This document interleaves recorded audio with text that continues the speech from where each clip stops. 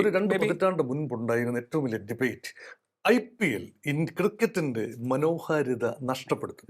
Professional franchises will ruin the charm of cricket. അത് മാത്രമല്ല കുട്ടി ക്രിക്കറ്റ് എന്ന് പറയുന്ന T20 ഈ ട്രഡീഷണൽ ക്രിക്കറ്റിൻ്റെ അല്ല. അത് ഏകദിനം വന്നപ്പോഴും ബെൻസൺ ആൻഡ് ഹെഡ്ജസ് ഒരു സംഭവമൊക്കെ വന്ന സമയത്ത് അത് നമ്മൾ കേട്ടതാണ്. ഒരു ഒരു അര നൂറ്റാണ്ട് മുൻപ്, ഈ 2 പതിറ്റാണ്ട് മുൻപ് ഈ കാര്യം വന്നപ്പോൾ നമ്മൾ കേട്ടു. പക്ഷേ ഇപ്പോൾ ഇന്ത്യ അഭിമാനപൂർവ്വം ഇന്ത്യക്ക് നോക്കിക്കാണാവുന്നത് ടെസ്റ്റ് ക്രിക്കറ്റിനേക്കാൾ ഒരു പരിധിവരെ കൂടുതൽ വൺ ഡേ ക്രിക്കറ്റിലും ലിമിറ്റഡ് ഓവർ ക്രിക്കറ്റിൽ പ്രത്യേകിച്ച് T20 ഉൾപ്പെടെ ഇന്ത്യ കഴിഞ്ഞ ഏതാണ്ട് 20 കളികളിൽ 19 കളികളും കണ്ടിന്യൂസ് ആയി ജയിച്ച് നിൽക്കുകയാണ്. അതെ. അപ്പം undoubtedly India is numero uno one day cricket team thanks to the IPL.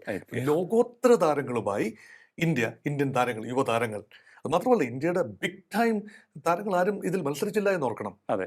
അല്ലേ, ഇതിൽ ഇന്ത്യക്ക് ഏറ്റവും അധികം ഗാംഗുലി അല്ല ഈ ഒരു വലിയ വിരാട് കോഹ്ലിയുടെയും രോഹിത് ശർമ്മയുടെയും ഒക്കെ ഒരു റേഞ്ചിലുള്ള കളിക്കാരും ഇപ്പോൾ കളിക്കുന്നില്ല. അപ്പോൾ അവർ മാറി നിൽക്കുകയാണ്. അപ്പം യുവതാരങ്ങൾക്ക് അവസരം കൊടുക്കുന്ന 2007 ഇന്ത്യ ലോകകപ്പ് ജയിക്കുന്ന സമയത്ത് ധോണിയുടെ കീഴിൽ കളിച്ചത് യുവനിരയായിരുന്നു ഓർക്കണം. കപിൽ ദേവ് എന്ന യുവ ക്യാപ്റ്റന്റെ കീഴിലാണ് 1983 ലോകകപ്പ് ആദ്യം നമ്മൾ ജയിക്കുന്നത്.